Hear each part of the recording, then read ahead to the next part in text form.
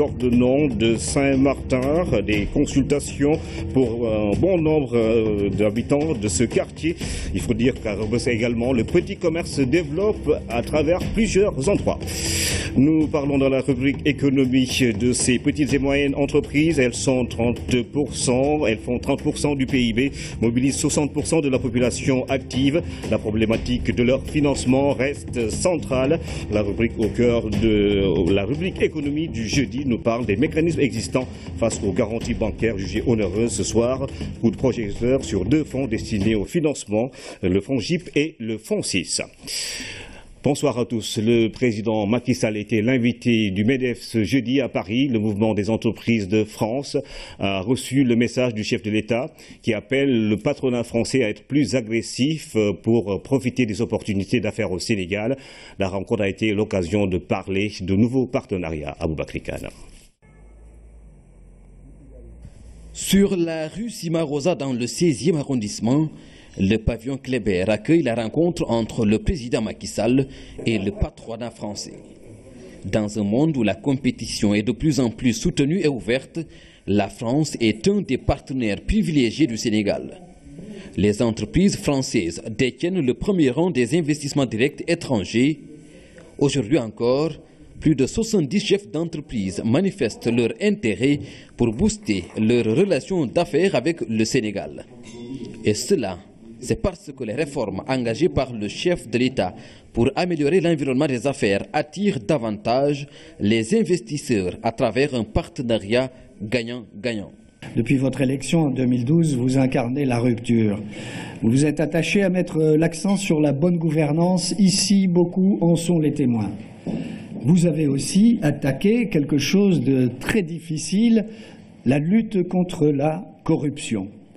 Avec des résultats. Vous avez mis en œuvre aujourd'hui une réduction du train de vie de l'État dont nous pourrions, nous Français, nous inspirer. Nous notons aussi un effort particulier qui a été fait pour la formation d'une main-d'œuvre qualifiée et compétente, ce que nous, chefs d'entreprise, appelons de nos vœux. La finalité est de faire du Sénégal un hub logistique et industriel régional et créer un environnement propice au développement et à l'investissement. Le Sénégal est un pays privilégié par sa position géographique qui en fait une porte d'entrée sur le continent. Les réformes engagées pour la modernisation des secteurs clés de l'agriculture, l'élevage, l'agroalimentaire et la formation d'une main-d'œuvre sont aussi des atouts. Le président Macky Sall invite le secteur privé français, fort de son expertise, à être plus agressif pour saisir les opportunités qui s'offrent à lui. Vous avez donc, je le dis, l'expertise, le know-how, savoir-faire. Et vous devez saisir les opportunités en sachant que les temps ont changé. C'est-à-dire déjà, moi, je suis un président qui est né après la colonisation. Donc forcément, je ne peux pas avoir les réflexes d'un ancien colonisé. Je traite donc d'égal à égal. C'est ça l'environnement et c'est ça l'Afrique d'aujourd'hui et il faut le comprendre. Et l'Afrique, c'est 54 pays. C'est 30 millions de kilomètres carrés qu'il faut construire où tout est à faire. Les routes, les ponts, l'électricité, tout est à faire. Donc les opportunités sont là, elles sont massives. Alors vous qui avez été en Afrique depuis si longtemps, ce n'est pas maintenant qu'il faut laisser les autres vous dépasser. Comme je dis, il faut être agressif. Il faut être agressif, il faut être là, il faut se battre. L'amitié ne suffit plus. C'est important. Mais je pense que vous avez des atouts. Ça, c'est indéniable. Les valeurs traditionnelles et la langue commune ne suffisent donc plus. Dans sa volonté de rupture à long terme, le chef de l'État met un accent particulier sur les partenariats publics-privés. Des opportunités existent pour les entreprises françaises, notamment dans la construction de la ville de Diamniadio, mais surtout dans le secteur de l'énergie, avec les importantes découvertes de gaz et de pétrole. Par contre, nos récentes découvertes de gaz et de pétrole ont plutôt été faites par des compagnies britanniques et américaines. Mais ce n'est pas grave, puisque les découvertes et une exploitation des hydrocarbures vont avec un écosystème pétrolier. Et l'écosystème demande énormément de services. Et là, je pense que l'expertise française peut être la bienvenue, comme je l'ai dit, la tradition juridique commune, parce que les contrats pétroliers, il faut bien les assister, il faut donc des conseils, il faut la formation des experts dans tous les domaines, que ce soit dans l'exploration, mais aussi dans la production, dans le downstream, donc le secteur aval. Tout cet écosystème pétrolier, la logistique, nécessite un environnement qu'il faut créer. Et je pense qu'à ce niveau, il y a des perspectives. L'aide publique au développement a fini de montrer ses limites. Il faut donc promouvoir le partenariat pour créer de la richesse.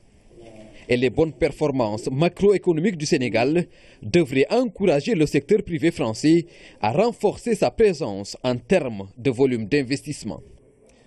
Le patronat français a répondu à l'appel du chef de l'État après avoir entendu son argumentaire. Certains chefs d'entreprise se sont dit convaincus et ont décliné leur projet au Sénégal. Banque, téléphonie, transport sont entre autres les secteurs ciblés pour de futurs investissements.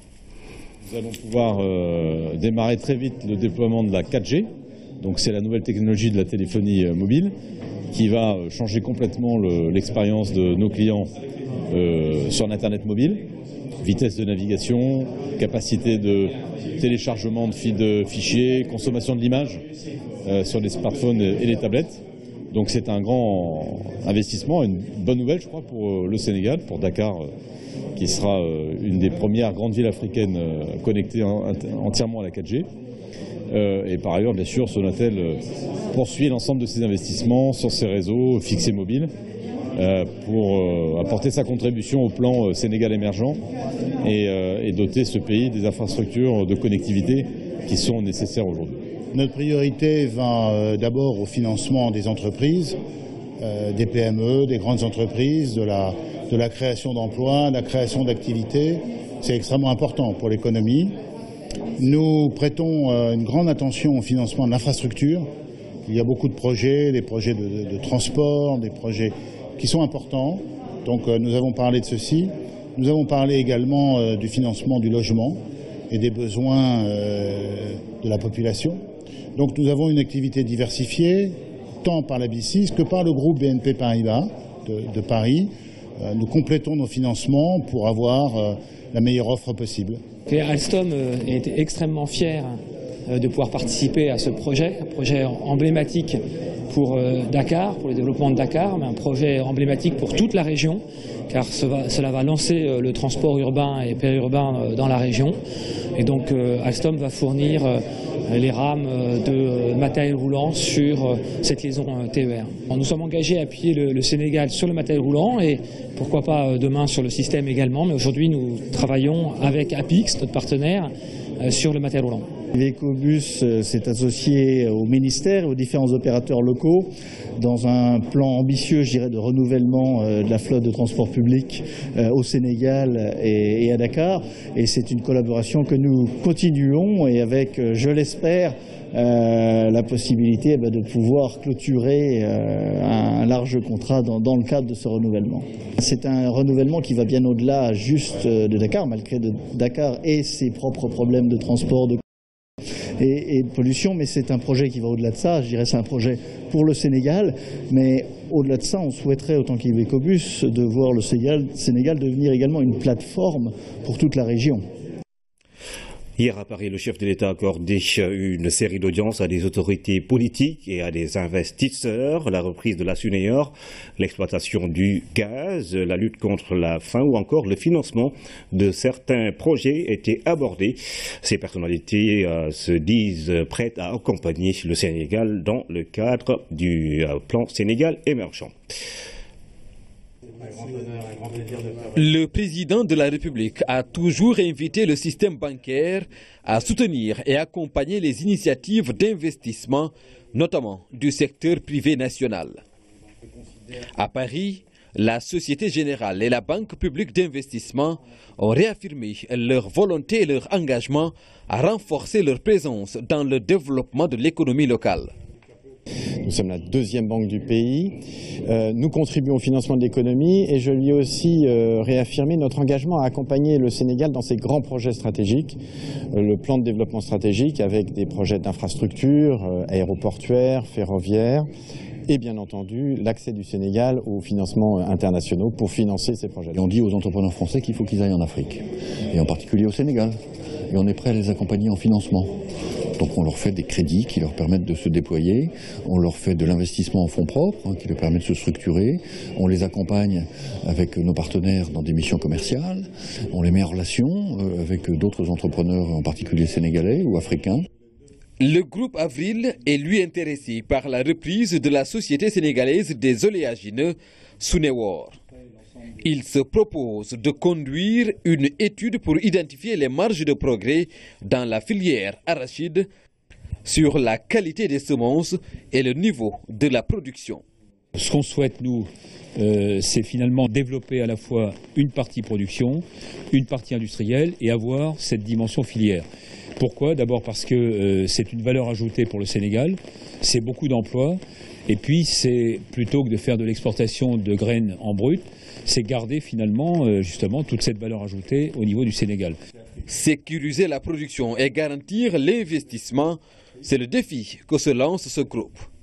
Acteur international de l'énergie, le gaz et l'électricité, GDF, devenu Engie, souhaite mettre son expertise à contribution pour accompagner la satisfaction des besoins sénégalais en termes de services énergétiques. Il nous a demandé de travailler sur le gaz pour la cuisson, le gaz de ville. Nous avons parlé également électricité, les plans d'électrification à la fois sur les réseaux et hors réseau pour le Sénégal. On a parlé à nouveau gaz naturel, on a parlé également solaire. Et puis enfin, on a parlé de nos métiers de service, service aux collectivités, service aux entreprises. Et à propos des collectivités, dans le domaine du transport, on a naturellement parlé du grand projet, du projet de TER de Dakar, auquel nous serions très heureux de pouvoir participer, notamment au lot système, qui est, selon les propos même du chef de l'État, le cœur névralgique, le système nerveux d'un tel système de transport. Les audiences sont également un cadre idéal pour faire le point de l'ensemble des activités des personnalités reçues ou présenter leurs projets et initiatives. L'activité portuaire avec le RoRo, tout ce qui roule, qui se passe bien pour le moment, la continuité de nos investissements, la volonté de se développer notamment au Sénégal dans le handling aéroportuaire, c'est-à-dire qu'il serait un nouveau métier pour nous et dans lequel on démarrerait au Sénégal. Et surtout, je tenais à aborder un nouveau point dans le groupe Bolloré qui est l'arrivée prochaine au Sénégal et notamment à Dakar de Canal Olympia. Canal Olympia est un concept de salle de cinéma approvisionné en termes énergétiques uniquement avec l'énergie du soleil, c'est-à-dire seront dotés de panneaux photovoltaïques qui accumuleront l'énergie produite par le soleil, seront stockés dans des containers remplis de batteries de notre technologie qui est le lithium métal polymère, qui permettra donc à cette énergie 100% propre d'alimenter justement cette future salle de cinéma et de spectacle dont nous voyons le jour avant la fin de l'année à Dakar. L'objectif était de présenter l'entreprise Matien, qui est une entreprise des Yvelines, à côté de Mantes-la-Jolie, qui fabrique des ponts extrêmement résistants, adaptés au climat particulier de l'Afrique noire et du Sénégal, bien entendu. Et nous voulions faire savoir au président de la République que cette belle entreprise yvelinoise serait, à notre avis, totalement adaptée aux besoins des populations sénégalaises, dont on sait bien que les infrastructures routières et donc les ponts sont absolument nécessaires, d'abord pour le développement économique et puis pour la vie quotidienne. Et puis ça a été l'occasion de parler aussi du dossier cher à mon frère Amadou Taladaf, qui est celui du bureau consulaire à Mantes-la-Jolie. La municipalité met à disposition de la République sénégalaise un bureau. C'était donc un entretien riche, fructueux et avec un président de la République très au fait des dossiers, très précisément, et toujours soucieux de l'intérêt des Sénégalais du Sénégal et de l'intérêt des Sénégalais de France. Nous partageons, Action contre la faim et le Sénégal, des valeurs communes sur l'alimentation, sur la nutrition, sur la santé. Et je sais que le Sénégal prend toutes les dispositions nécessaires pour lutter contre la faim et la malnutrition dans son pays. C'était très intéressant de le rencontrer pour le féliciter de ses initiatives. Le président pourra porter la bonne parole dans la région et auprès de ses collègues, des autres chefs d'État d'autres pays de la région, pour que ces actions qui ont porté leurs fruits puissent être dupliquées, répliquées dans d'autres pays. Cette série d'audiences a ainsi été l'occasion pour les uns et les autres de réaffirmer leur engagement dans la mise en œuvre des politiques de développement, le financement de l'économie locale, l'accompagnement des producteurs et entrepreneurs ou le renforcement de la coopération. Nous restons avec notre envoyé spécial à Paris, Aboubacar Kane, qui a tendu son micro à Mandou Dibango. L'artiste camerounais est nommé par Michael Jean, un grand témoin de la francophonie. Il a été présenté au président Macky Sall. Il a présenté au président Macky Sall sa feuille de route et compte utiliser la lutte sénégalaise pour promouvoir la culture africaine. Le voici au micro de notre envoyé spécial. J'ai été nommé grand témoin. Grand témoin, qu'est-ce que ça veut dire? Grosso modo, je suis le porte-drapeau, quelque part, de la francophonie pour les Jeux olympiques et paralympiques. Donc, ma mission, c'est d'abord de veiller à ce que les langues qui sont là, la langue que nous partageons de par l'histoire, elle soit bien représentée. Ma deuxième mission, c'est que je présente au monde certaines choses dans le sport qui peuvent m'intéresser, qui gagnent à être découvertes de par le fait que je suis le premier Africain à entrer là-dedans. Et j'ai pensé tout de suite à la lutte sénégalaise parce que pour moi, elle représente quelque chose de propre, non seulement au Sénégal, mais à la sous-région et quelque chose de propre à l'Afrique.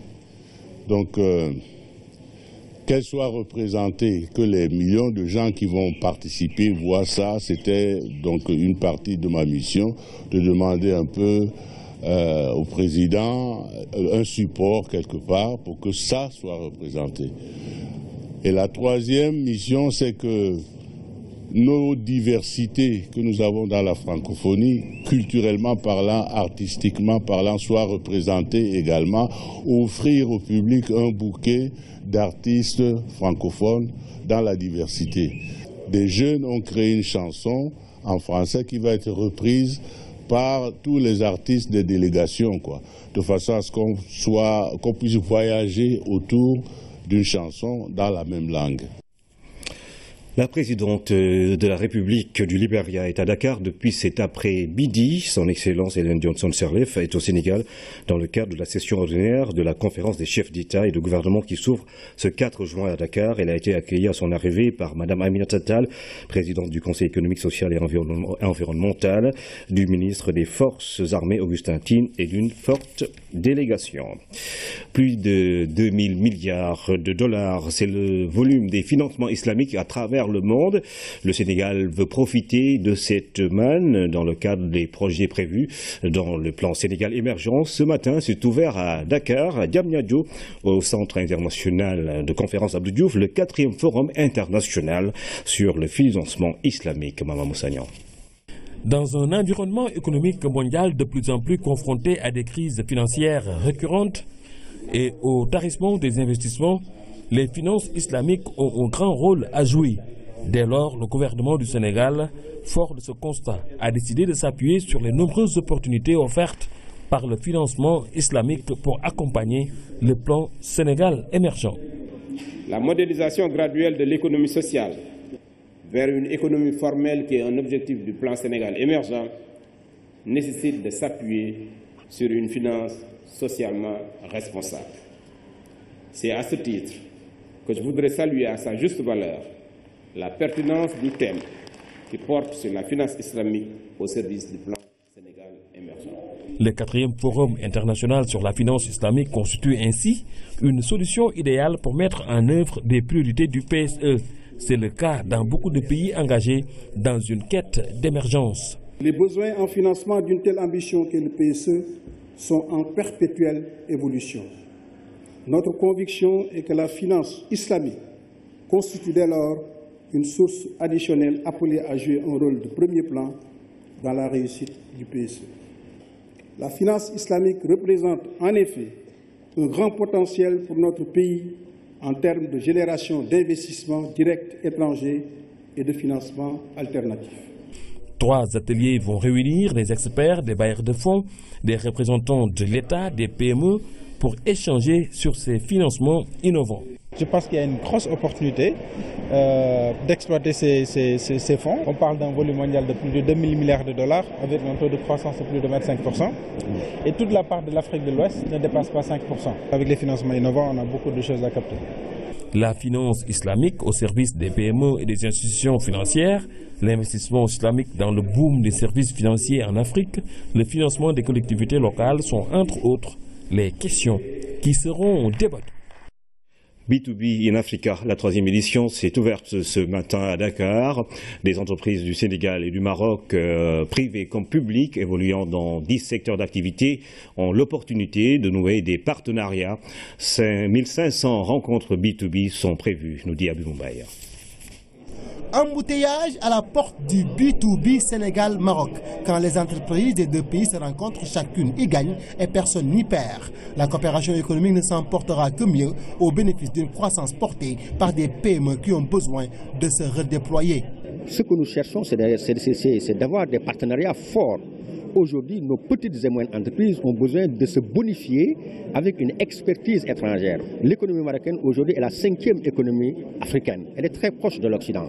Donc elle a quelque chose à nous proposer. Nous avons aussi nos arguments. Et il est important que dans la mutualisation des expertises, nous pourrions arriver effectivement à renforcer la compétitivité de nos petites et moyennes entreprises afin de prendre toute notre part dans ce marché qui est immense, qui est celui de la CEDEAO, qui est un marché de 300 millions d'habitants sinon plus. En venant au Sénégal, le Maroc a dans ses bagages un arsenal d'entreprises et compte créer l'environnement où va s'éclore 1500 B2B avec des centaines d'entreprises sénégalo-marocaines. Nous avons ramené 93 entreprises, donc 89 privées et 4 institutions publiques qui gèrent des secteurs stratégiques au Maroc.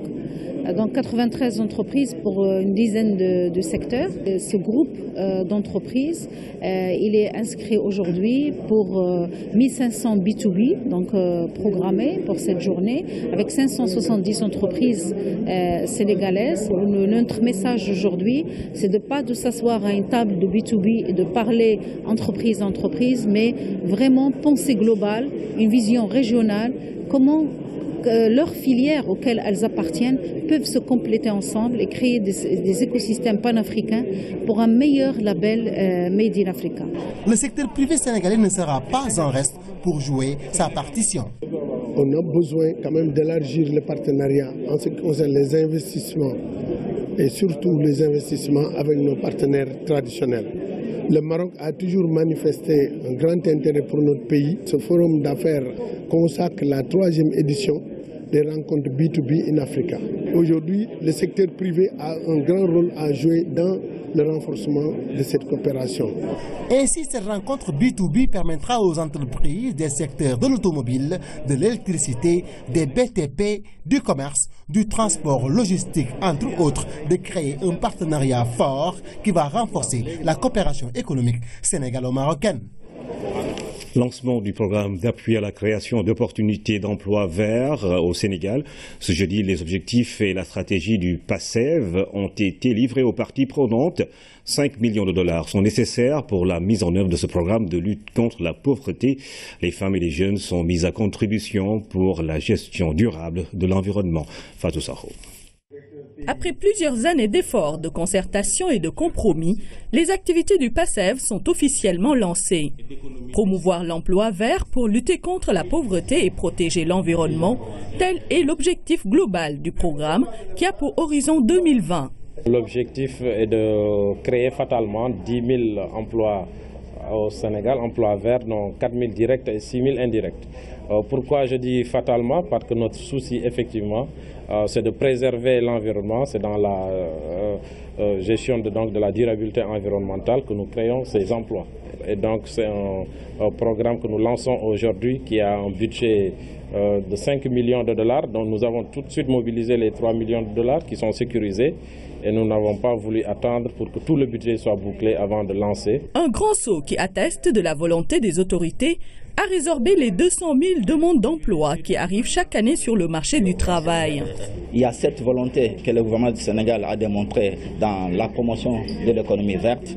Et nous pensons aujourd'hui, avec les défis que le chômage des jeunes représente dans ce pays, où la population est jeune, et que la création des opportunités d'emploi à travers ce projet pourrait permettre de résorber ce chômage et également de lier le développement économique à la nécessité d'exploitation rationnelle de nos ressources et de préserver, pourquoi pas, le futur de la génération humaine. Dans ce programme qui épouse les orientations en matière de politique de protection de l'environnement au plan mondial, l'accent est mis sur la promotion de l'entrepreneuriat chez les jeunes et les femmes dans 9 filières innovantes et classiques. Pour les filières innovantes, il s'agit d'utiliser les énergies nouvelles et renouvelables, fabriquer ici au Sénégal ce qu'on appelle des kiosques mobiles solaires, qui sont en fait des places d'affaires mobiles.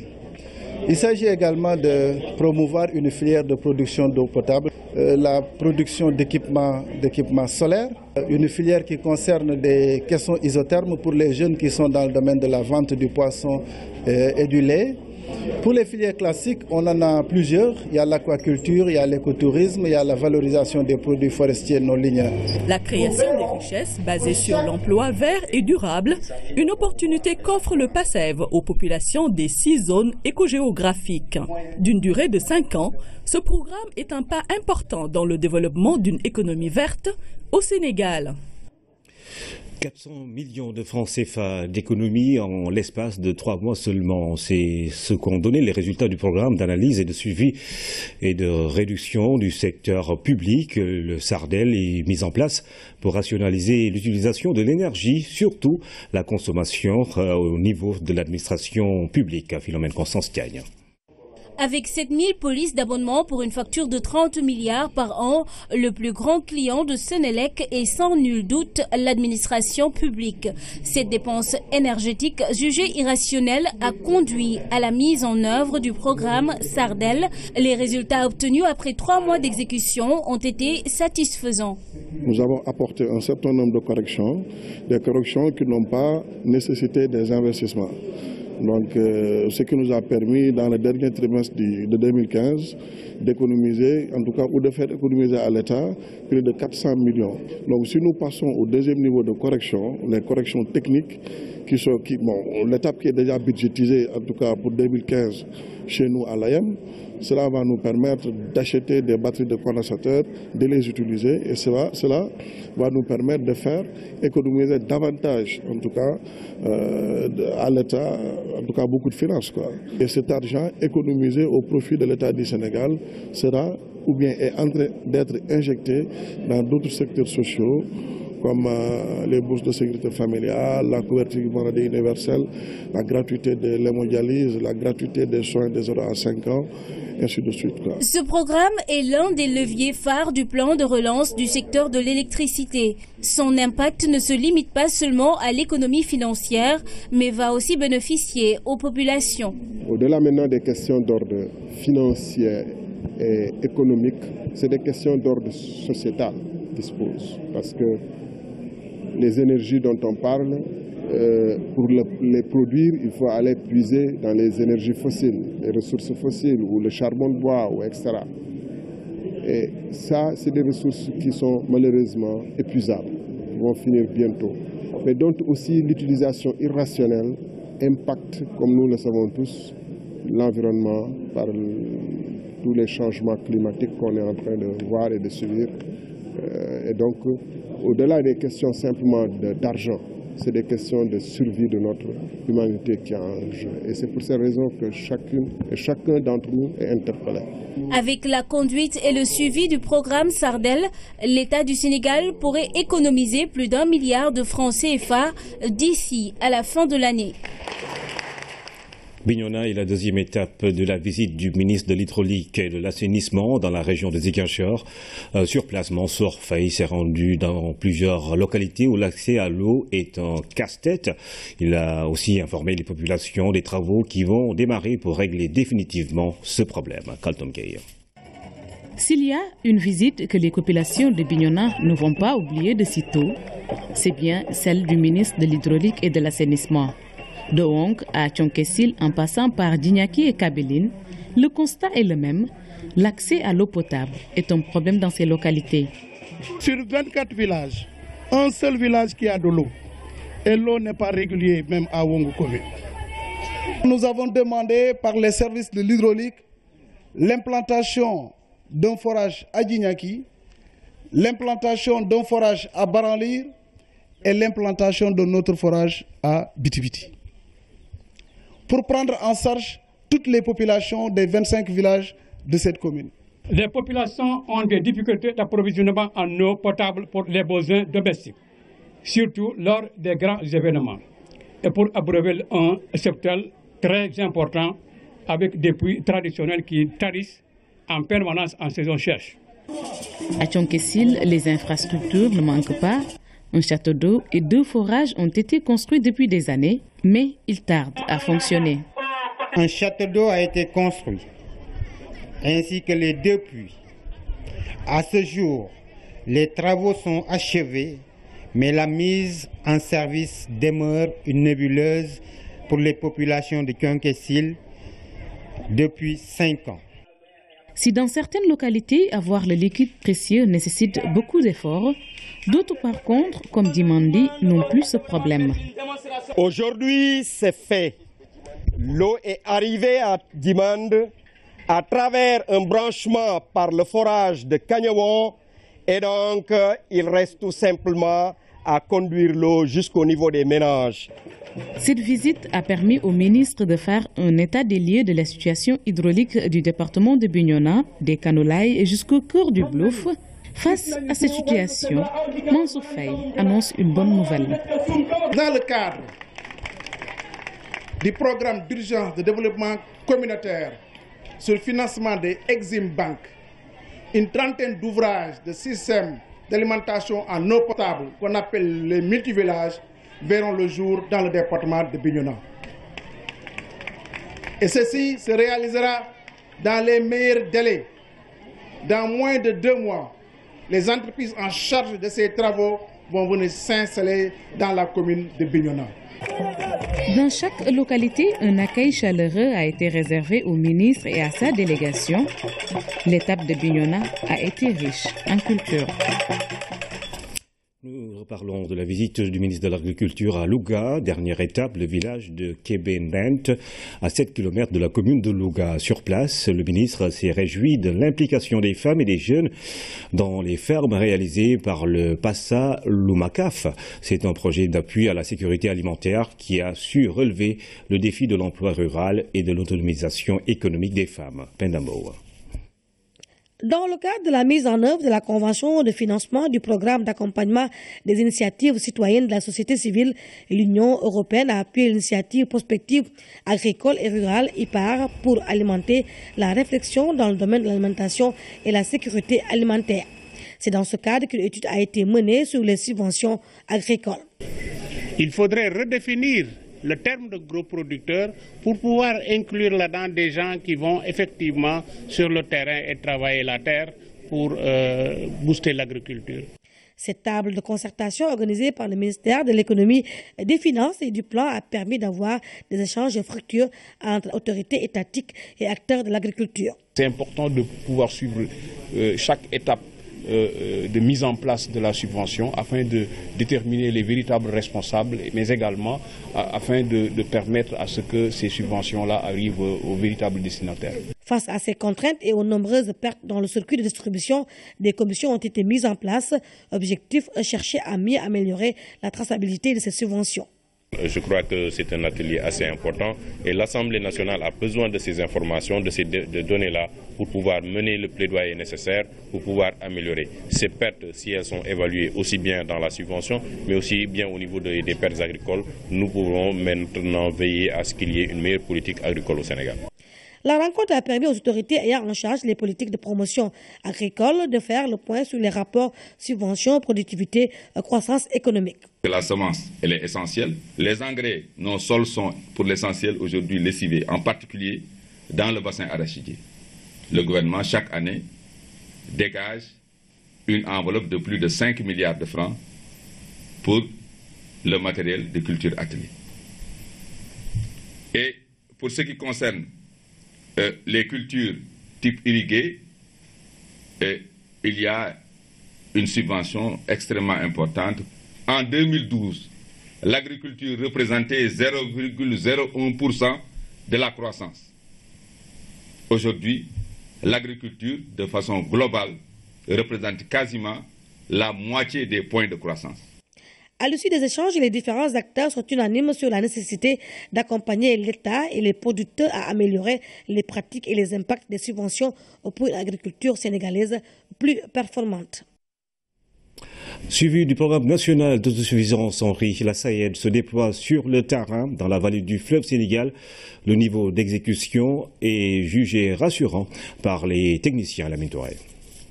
Ils sont administrateurs de la SAED, représentant en même temps la présidence de la République, la primature, les ministères des Finances, de l'Agriculture et l'Assemblée nationale, a effectué une tournée dans la vallée du fleuve Sénégal. Après avoir visité plusieurs sites de production, les missionnaires ont tiré un bilan positif du programme national d'autosuffisance en riz.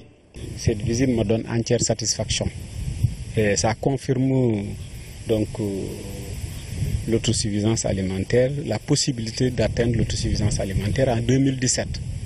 Je n'ai jamais fait partie de ceux qui le niaient ou ceux qui se posaient des points d'interrogation. Je savais parfaitement que c'était possible.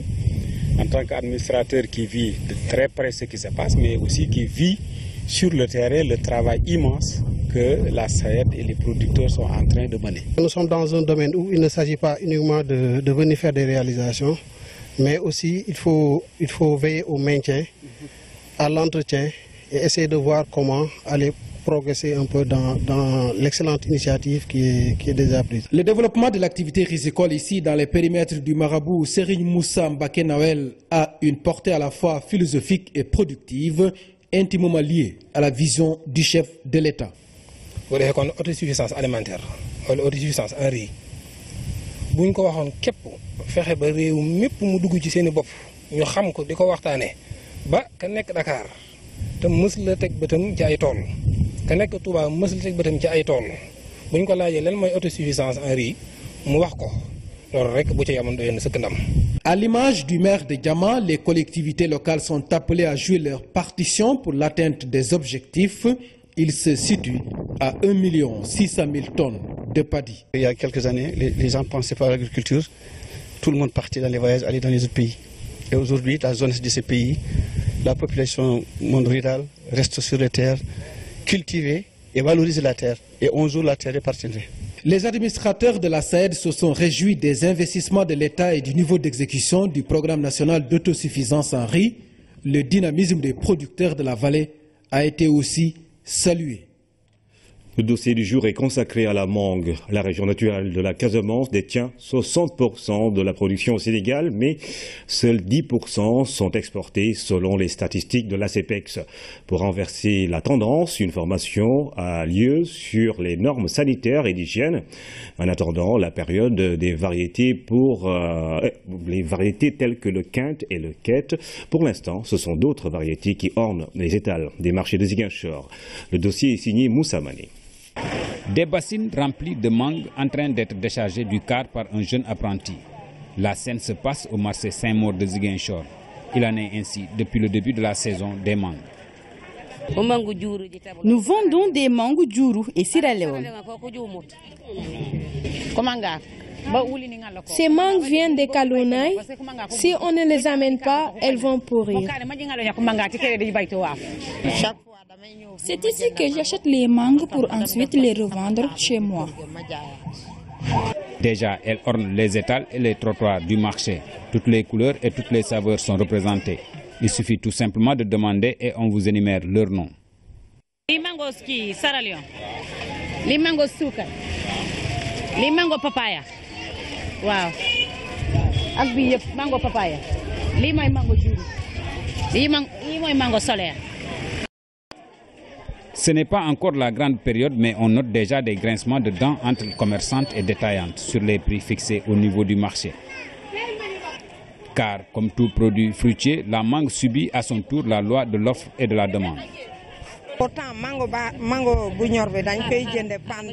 Avant, la bassine de mangue valait 2000 à 2500 francs. Mais actuellement, elle vaut 4000 francs. C'est cher. On nous dit qu'il n'y a pas de mangue cette année. C'est pour ça qu'elles sont chères. Elles disent que le transport et les taxes sont chères. Nous sommes fatigués. En emmenant les mangues des Kalounaï au marché, on paye 700 francs le transport, 250 francs la bassine, 100 francs la taxe.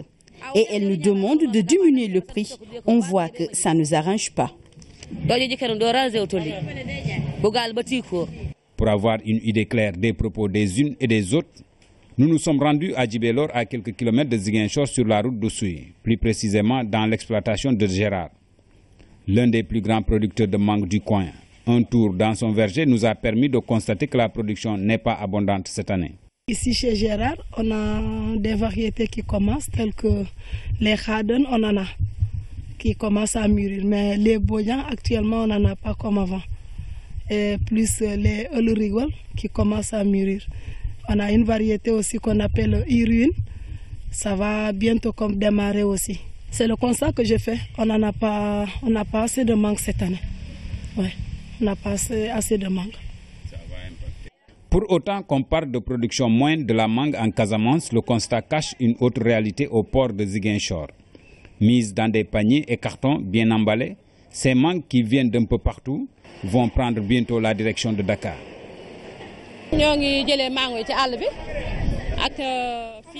Nous achetons les mangues dans les localités environnantes de Ziguinchor. Il y a plusieurs variétés. Il y a les mangues dites canne, pomme, papaye, adèle, bouquet sucre. Elles nous arrivent au fur et à mesure que la campagne avance. Revenant sur les propos des uns par rapport à une production moyenne de la mangue, nous avons posé la même question à ces commerçants, plus connus sous le nom de Banabana. Cette année, il n'y a pas assez de mangue, mais pour cela, Dieu merci, nous arrivons à satisfaire la demande. Nous sollicitons beaucoup plus de chariots pour convoyer les mangues, car c'est un produit qui pourrait vite. C'est notre principale doléance. En plus, le bateau est rapide avec le dragage. Tous les moyens ont été mis en œuvre pour la bonne évacuation des mangues. En ce qui concerne les chariots, au moment où je vous parle, aussi, il y a des chariots qui sont en train d'être confectionnés pour l'acheminement de ces mangues. Avec l'arrivée de 2 bateaux supplémentaires, les délais d'attente des mangues au port sont réduits. En plus, les responsables ont mis des chariots pour un bon fret des mangues. Aujourd'hui, c'est vrai que nous sommes en période de production optimale de mangues et qu'il faut que ces mangues puissent être transportées vers Dakar. Et nous, constamment, sous l'autorité du directeur général, nous avons tout fait pour créer des chariots, créer des MAF qui pourront quand même nous permettre de maximiser le transport de ces produits vers Dakar. Ici en Casamance, les mangues ont commencé depuis le mois d'avril et ceci jusqu'au mois d'octobre. À chaque variété, sa période. Cependant, le constat général est que cette année, la production est moyenne. L'explication est à trouver ailleurs. En attendant, ce géant des mers qui est en train d'avaler cette cargaison va la vomir un jour après, au port autonome de Dakar. Nous retrouvons le bon reportage de Pendambo sur la visite du ministre de l'Agriculture à Louga. Dernière étape, le village de Kébé-Ndinté, à 7 km de la commune de Louga. Sur place, le ministre s'est réjoui de l'implication des femmes et des jeunes dans les fermes réalisées par le PASA Lumacaf. C'est un projet d'appui à la sécurité alimentaire qui a su relever le défi de l'emploi rural et de l'autonomisation économique des femmes. Kébé-Ndinté, village situé à 7 km de la commune de Louga. C'est ici que le ministre de l'Agriculture et de l'Équipement rural a terminé sa visite entamée dans le Niamour dans le cadre de l'inauguration des fermes réalisées par le PASA Lumacaf, projet d'appui à la sécurité alimentaire. Ce que nous avons vu constitue une parfaite illustration de la justesse, de l'orientation stratégique du président de la République, son Excellence M. Macky Sall, laquelle orientation repose fondamentalement sur le fait de considérer l'agriculture comme la force motrice pour l'avènement d'un Sénégal émergent. Le ministre s'est également réjoui de l'impact de ces fermes pour les populations bénéficiaires. Nous avons la conviction profonde, en généralisant ces types de fermes, où il y a maîtrise de l'eau, diversification, incorporation des innovations techniques, élévation du niveau de mécanisation, prise en charge des questions genre et jeunes, le Sénégal peut se doter d'une agriculture forte, d'une agriculture qui sera telle que les jeunes de notre pays vont s'y lancer massivement parce que l'agriculture va permettre de nourrir son homme. Du coup, ces réalisations du Paza Lomacaf ont permis de fixer jeunes et femmes dans leur terroir une réponse à l'épineux problème de l'emploi rural. fii ci sunu dëkk yi jigéen ñi lu ci bari amuñu woon fan la ñuy yëngatoo pour liggéey sunu mbokk wax na ko sànq wante góor ñi itam dañ daan tukki di dem feneen di daani seen doole di ñëw tey ñoom ñëpp ñu ngi toog fii di daan seen doole di am li ñu war a am kon loolu ñu ngi koy gërëme itam li ñuy tuddee Paza Lomacaf. Le PASA, en appuyant la compétitivité et l'amélioration de l'entrepreneuriat local, s'attaque aux causes qui limitent le développement de l'emploi et la valorisation des filières agro-pastorales. Dans un contexte marqué par la hausse de la demande générale de produits de première nécessité et le sous-emploi des jeunes, avec comme corollaire une forte immigration clandestine, l'implantation d'une ferme agro-pastorale constitue une réponse pertinente eu égard à son impact très positif sur l'économie locale. L'objectif de ce projet d'appui à la sécurité alimentaire est d'accroître la productivité agricole dans les régions de Louga, Matam et Kaffrine. À Dakar, un atelier de restitution des résultats sur des produits comme le lait, le riz et la banane s'est tenu ce matin à l'ITEA. L'étude a été faite par les experts pendant 18 mois plutôt. Les conclusions ont permis d'avoir une idée sur les difficultés que l'on note dans certains secteurs. Ibrahim Mandanga. La banane, le lait et le riz. 3 filières qui ont fait l'objet d'études. Le diagnostic qui a duré 18 mois a permis de détecter les difficultés auxquelles les filières sont confrontées. Il y a des problèmes de transport, il y a des problèmes de transformation, il y a des manques des capitaux dans les secteurs et il faut aussi relier le marché et les producteurs. Des contraintes logistiques qui freinent la compétitivité de nos produits. Si nous prenons les fruits et légumes, nous estimons les pertes post-récolte à entre 30 et 40%. Vous conviendrez avec moi qu'avec un taux aussi important en termes de pertes post-récolte, notre compétitivité, n'est-ce pas, risque d'être compromise si rien n'est fait. La filière riz était aussi au centre des débats, l'occasion pour les autorités de revenir sur la volonté du gouvernement d'atteindre l'autosuffisance en 2017. Il est clair qu'on ne peut pas atteindre l'autosuffisance si les problèmes logistiques ne sont pas réglés. D'ailleurs, c'est dans ce cadre même qu'il faut inscrire un peu cette étude-là qui a porté son choix en premier sur le riz. Parce que nous savons un peu la priorité que l'État du Sénégal accorde à cette filière riz. Et c'est une filière aussi sur laquelle des bons assez intéressants ont été faits ces dernières années en termes de production, mais en termes de pénétration du marché. Mais toujours est-il que si les problèmes logistiques que nous avons identifiés étaient réglés, je pense que les résultats auraient été beaucoup plus intéressants. Les conclusions de l'étude ont montré les problèmes qui existent dans les différentes phases. Dans la production, la phase post-production comme le stockage, la transformation et l'écoulement. Toutefois, l'implication du secteur privé pour la réussite d'un tel projet est souhaitée. 29e édition de la Semaine nationale de mobilisation et de sensibilisation sur les drogues. L'ouverture officielle s'est déroulée à Tambacounda. Le thème de cette année, tous unis contre la drogue et le terrorisme dans le respect des droits humains. La cérémonie a été présidée par le ministre de l'Intérieur et de la Sécurité publique, Abdoulaye Sinkaré. Des chiens renifleurs à l'œuvre, des élèves à la pointe de la sensibilisation. Du spectacle certes, mais aussi des moments forts du lancement de la semaine de mobilisation et de sensibilisation sur les drogues.